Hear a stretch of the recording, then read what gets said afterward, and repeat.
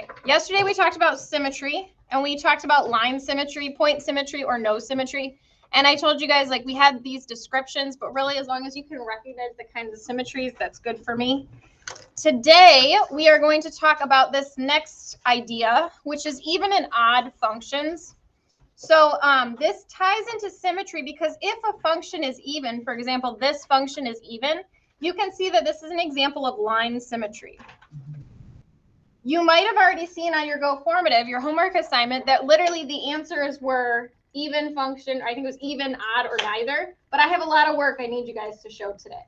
Okay, so this is a day of showing your work, and that's because there's an algebraic test to see if something is even or odd. So if you look at this kind of row here, this is your test to see if something's even. And remember I talked about when we first kind of saw this function notation, this f of x is the same as writing y equals. But now we want to use this function notation because you're going to plug something in instead of x, you're going to plug in a negative x. Okay, if it is an even function, that means it has line symmetry. Line symmetry. And you can see that here. If this test does not work, you test this instead, where you multiply a -1 to your function and you see if it matches when you plug in a negative x. This would be an odd function. And if it's an odd function, you can see this is the one where it's point symmetry, where you can take this arm and you rotate it down. So point symmetry. Wait. I'm right under example 7. If it is neither even nor odd, that can happen here because we're not talking about numbers specifically. So if it's neither an even or odd function, I'll add this to the bottom. Neither even, I don't want to put nor, or I do want to put nor. Nor, that's bad nor. I don't know what happened. Nor odd. I want to be grammatically correct here. Then there's no symmetry, and we talked about that can happen too.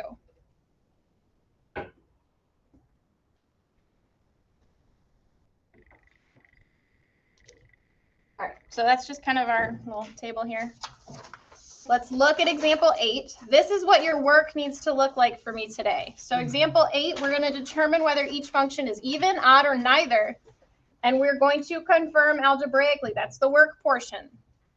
If the function is odd or even, describe the symmetry. So you can probably tell from this function what it's going to be, but we're going to run it through some tests first. Before we do that, I just want to talk really quick. If you have, say you have -1 to the second power, what is -1 to the second power? It's a positive 1. What about -1 to the third power? -1. So you guys need to hold on to this idea that if you have a negative x to an even power, it's going to just be equal to x to that even power. If you have a negative x to an odd power, it's going to be equal to -x to an odd power. So like my example here, -1 to the second power is the same as -1 to the second power, which would be, positive 1 to the second power, which is just 1. If it was -1 to the third power, it'd be -1 to the third power, which is just -1. But we're going to be working with x's. So really today, your algebraic skill is that you can keep track of your negatives. And I'm going to color code here. So if you have colors, break them out. If not, no worries. Zoom in here. All right, so my original function part A is f of x equals x to the third minus 4x. Your first step for these is that you are going to do f of, instead of x, we're going to put a -x equals. Okay, this left side of the equation, don't try and do anything algebraically with it. Just leave it as an f of -x. Don't try and move that negative. What that means is anytime you see an x here, you're going to put a parenthesis, -x, and then put the power, minus 4, and then instead of this x right here, I'm going to put a parenthesis, -x. So this is just substitution as a first step. When I do that, what happens here, I'm just going to copy this part down. What happens, though, is negative x to the third. We said anything to an odd power is going to stay negative. So just drop your parentheses, and this is negative x to the third. What about this one? Would this stay negative? Yeah, because technically it's negative x to the first power, which is odd. But then what's negative 4 times technically a negative 1? A positive 4. So this will become plus 4x. Everyone okay with that? Okay, so now is our first check. This function is f of negative x. If you look at your original function, are they the same thing?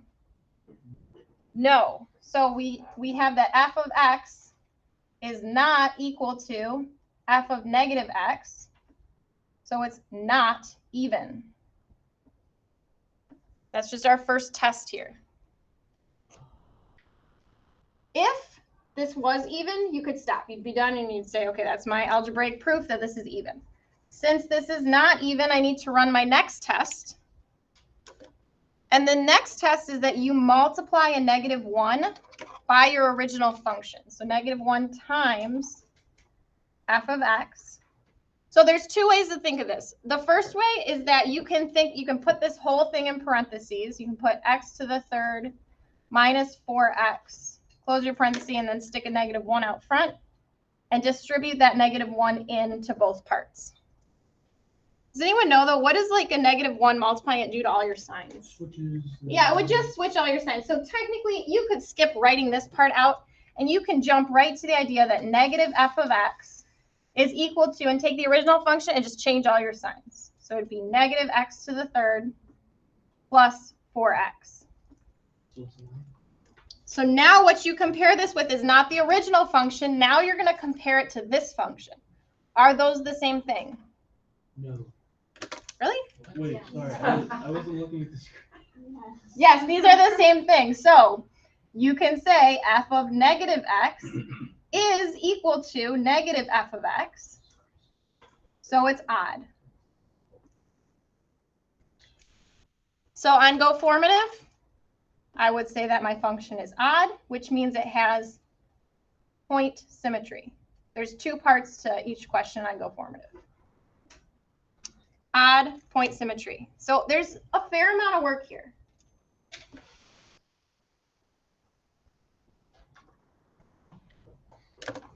Let's do another one. You can probably guess what this is going to be just by looking at the graph.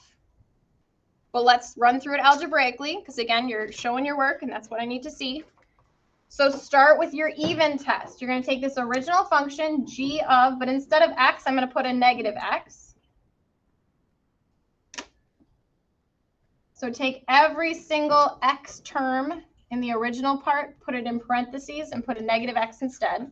So you still have the 2, but then put a parenthesis, negative x to the 4th power. Oops, I messed up my colors. Sorry. Minus 6 times negative x to the 2nd power. That's going to annoy me. Sorry. All right, what happens to this negative with a 4th power? Is it going to stay negative or become positive? It's going to switch. It's going to switch. It's even, so it's actually going to become positive, meaning this 2 would be just multiplied by a positive 1. So you can just drop the negative sign, and you have 2x to the 4th.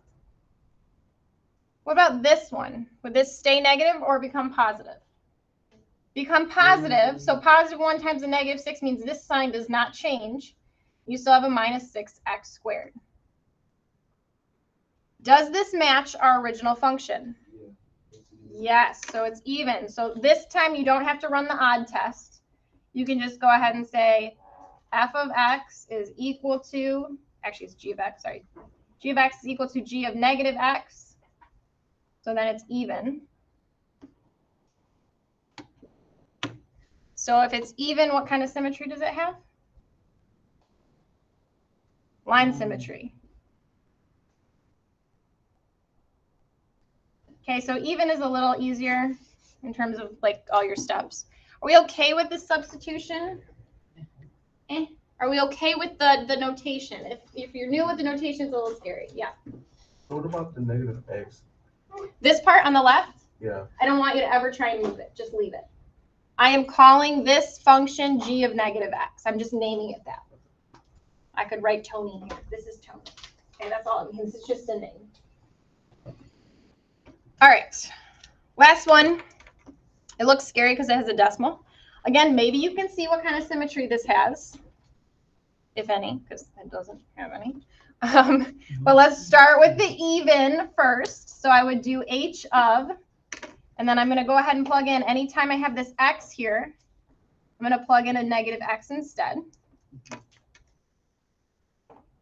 So it'll be negative x to the third plus 0.25 negative x to the second minus 3 times negative x. All right, let's run through. Is this going to stay negative or become positive? Stay negative. So I'm just going to drop my parentheses, make it a negative x to the third. Is this going to stay negative or become positive? Positive. So that sign's going to stay a 0.25 x to the second. I just dropped my negative. Is this going to stay negative? No. This is kind of a weird question. Technically, yes, but then a negative times a negative is a positive. So you end up with a positive 3x. I know you have one on your homework like that too. It's just like a weird brain exercise. The x part stayed negative, but then negative 1 times negative 3 is a positive 3.